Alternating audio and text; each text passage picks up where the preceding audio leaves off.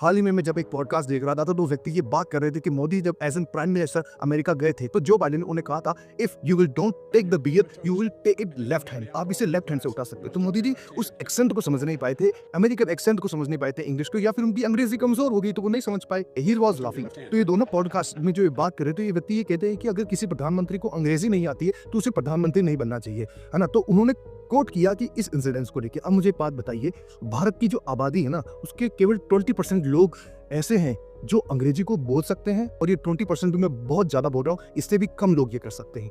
तो इसका मतलब है कि 80% लोगों को तो मेंबर ऑफ पार्लियामेंट, एमएलए या फिर किसी का भी चुनाव ही नहीं लड़ना चाहिए आपकी अंग्रेजी के अकॉर्डिंग। कौन से अंग्रेज को हिंदी आती है जो हम अंग्रेजी सीखें? सबसे पहली चीज, and English is a global language, who said that and where it mentioned where English is an international language. कि सब जितने भी डेवलप्ड कंट्रीज है ना वो अपनी लैंग्वेज को फॉलो करते हैं। डेनमार्क जैसा छोटा सा कंट्री जिसकी आबादी अराउंड 60 to 80 lakhs है, वो भी अपनी मातृभाषा को नहीं छोड़ता है, डेनिश को नहीं छोड़ता है। वहाँ पर प्रत्येक मेडिकल के कॉलेज, इंजीनियरिंग कॉलेज और एक्सेट्रा काइंड ऑफ मैनेजमेंट की और बिजनेस की पढ़ाई उन्हें की मातृभाषा डेनिश में होती है। तो इसका मतलब उनको अंग्रेजी नहीं आती है तो वहाँ प्रधानमंत्री होना ही चाहिए। किसी भी कंट्री को अपनी लैंग्वेज कभी भी नहीं छोड़नी चाहिए। यही तो आपको बताती है कि आप इस देश से आते हो, हमें अंग्रेज नहीं बनना, हमें यूरोपियन नहीं बनना, ना हमें अमेरिकन बनना, हम भारतीय रहना चाहते हैं। कोई रूढ़िवादिता नहीं है कि हम अंग्रेजी नहीं जानते तो हम मॉडर्न नहीं हो सकते।